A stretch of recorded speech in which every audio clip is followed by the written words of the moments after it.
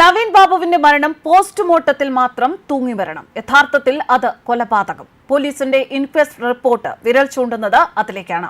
നവീൻ ബാബുവിന്റെ അടിവസ്ത്രത്തിൽ കണ്ട രക്തക്കറ തൂങ്ങിമരണമാണെങ്കിൽ എങ്ങനെ വന്നു?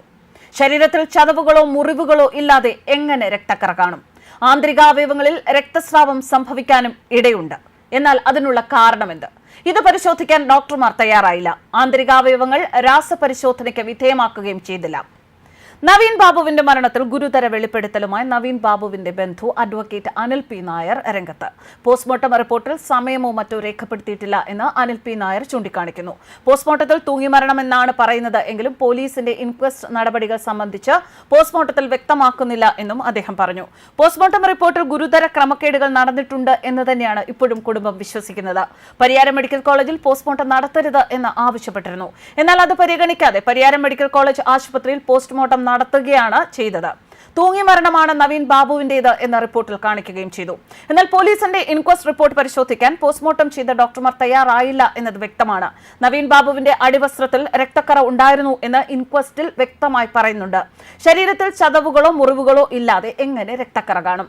ആന്തരിക അവയവങ്ങളിൽ രക്തസ്രാവം സംഭവിക്കാനും ഇടയുണ്ട്. എന്നാൽ ഇത് പരിശോധിക്കാൻ ഡോക്ടർമാർ തയ്യാറായില്ല. ആന്തരിക അവയവങ്ങൾ രാസപരിശോധനയ്ക്ക് വിധേയമാക്കുകയും ചെയ്തില്ല. ഇതിന് പിന്നിൽ സത്യം മൂടിവെക്കാനുള്ള ഗൂഢാലോചന നടന്നിട്ടുണ്ട് എന്ന് കുടുംബം സംശയിക്കുകയാണ്. ആരുടെ സ്വാർത്ഥ താൽപര്യങ്ങൾ സംരക്ഷിക്കാനാണ് ആശുപത്രി അധികൃതർ ശ്രമിക്കുന്നത്? രക്തക്കറ പുരണ്ട നവീൻ ബാബുവിന്റെ അടിവസ്ത്രങ്ങൾ പരിശോധനയ്ക്ക് വിധേയമാക്കാത്തതിൽ നിന്ന് കേസ് വഴിതിരിച്ചുവിടാനുള്ള ശ്രമങ്ങളാണ് നടക്കുന്നത് എന്ന് മനസ്സിലാക്കാമെന്നും അദ്ദേഹം വ്യക്തമാക്കി. പോസ്റ്റ്മോർട്ടം റിപ്പോർട്ടും പോലീസിന്റെ ഇൻക്വസ്റ്റ് റിപ്പോർട്ടും രണ്ട് തരത്തിലാണ് വരുന്നത്. ഈ രണ്ട് തരത്തിൽ വരുന്നതിൽ നിന്ന് തന്നെയാണ് ഇപ്പോൾ ഈ നവീൻ ബാബുവിന്റെ മരണം കൊലപാതകമാണ് എന്ന നിഗമനങ്ങളിലേക്ക് എത്തിച്ചേരുന്നത്.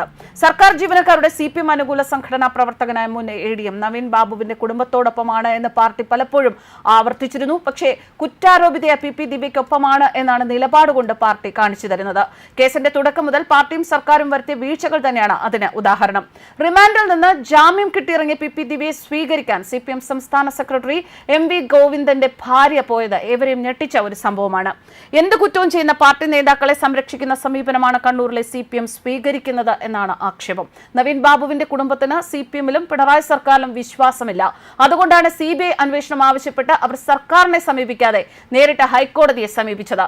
നവീൻ ബാബുവിന്റെ ഭാര്യ മഞ്ജുഷയും രണ്ട് പെൺമക്കളും CPMനോട് കാണിച്ച മാന്യമായ സമീപനം കണ്ണൂരിലെ നേതാക്കളിൽ നിന്നോ പിണറായി സർക്കാരിൽ നിന്നോ ഉണ്ടായില്ല എന്നാണ് പൊതുവിൽ ഉയരുന്ന വിമർശനം. സംസ്ഥാനത്ത് 3 ഉപതെരഞ്ഞെടുപ്പുകൾ നടന്നപ്പോഴും ആ കുടുംബം സർക്കാരിനെയും പാർട്ടിയും പ്രതിസന്ധിയിലാക്കുന്ന യാതൊരു നടപടിയും സ്വീകരിച്ചില്ല, ഒരു പ്രസ്താവനയും നടത്തിയില്ല. അതിനുശേഷമാണ് അവർ CBI അന്വേഷണം ആവശ്യപ്പെട്ടതുപോലും. അവരെ കുറ്റപ്പെടുത്താനും സാധിക്കില്ല. കേസിന്റെ തുടക്കം മുതൽ പ്രതിസ്ഥാനത്തുള്ള PP ദിവ്യയെ സംരക്ഷിക്കുകയാണ് CPM എന്നാണ് പ്രതിപക്ഷ വിമർശനം. ഇപ്പോൾ തൽക്കാലത്തേക്ക് നടപടിയെടുത്തു എങ്കിലും താമസിയാതെ അവരെ തിരികെ കൊണ്ടുവരുമെന്ന് പൊതുസമൂഹത്തിന് വ്യക്തമായി അറിയാം. CPMന്റെ പല ചരിത്രവും ഇങ്ങനെ തന്നെയാണ് ചൂണ്ടിക്കാണിക്കുന്നത്. News desk കർമാൻസ്.